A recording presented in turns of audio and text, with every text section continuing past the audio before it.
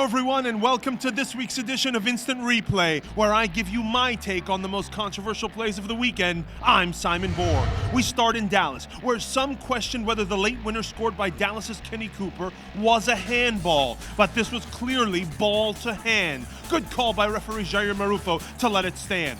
However, Houston manager Dominic Kinnear did have an issue with the first Dallas goal, and specifically Cooper's dive to earn the free kick. There's no question about the simulation, but the Dynamo still had a chance to defend the set piece and failed.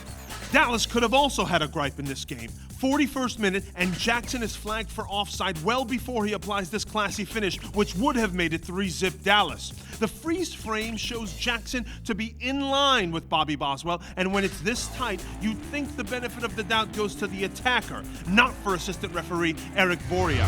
Plenty to look at in Sunday's other rivalry week match. All the attention is focused around the Joaquin Velasquez yellow card, red card. That was really just a straight red, we found out later. But I think Velasquez is the one who looks to be tripped up here. Not sure what Colin Clark is writhing on the ground about. In my opinion, red card is the wrong call by Ricardo Salazar. But Salazar had his hands full in what was a very chippy Superclásico. I would have been okay with a red card on this Sean Franklin studs up into the chest of Chivas' Josue Soto. He only got a yellow. Chivas' Osvaldo Minda didn't even see a card for his follow-through on LA's Mike McGee in the 12th minute. I thought a yellow would have been appropriate there. And LA's Marcelo Sarvas got off the hook in the 32nd minute. He kicks Chivas' Jose Correa from behind and only gets a yellow. That's a red card for me. Moving to Kansas City, Chicago's Daniel Palladini shows his studs on this late tackle into Sporting defender Matt Beasler. Referee Silvio Petrescu was right there and gave Palladini a yellow. I would have shown a red card. Here's an even tougher call to make. The goal line play at Red Bull Arena. It looks like Brandon Barklage's header is going in, but it's impossible to tell from the replays available if the entire ball crossed the goal line.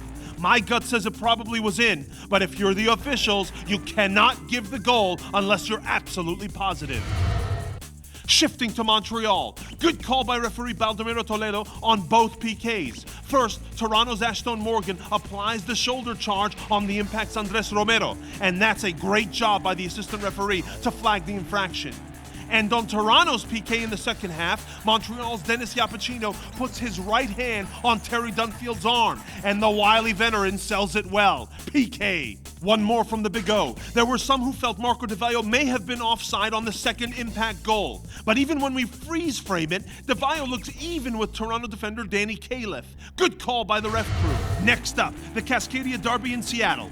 These days they're keeping count of the number of matches without a PK for the Timbers. Make it 37 and counting after a John Kennedy Hurtado scissors on Portland's Ryan Johnson.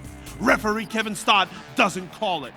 But the Timbers got lucky in the 15th minute. Andrew Jean-Baptiste pulls down Eddie Johnson outside the box. Denial of a goal-scoring opportunity? Yep, I think so. It should have been red.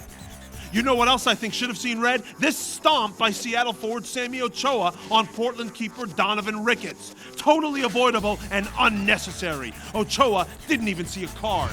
Lastly, in Philadelphia, excellent call early in the match by referee Jose Carlos Rivero. Raymond Gaddis pushes Revolution forward Jerry Bankston, and although it's close, it's definitely outside the box. And we close with this one from PPL Park.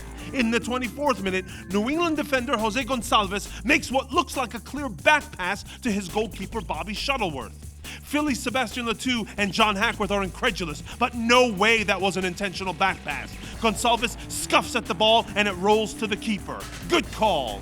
That's all we have for this week. We'll see you next time.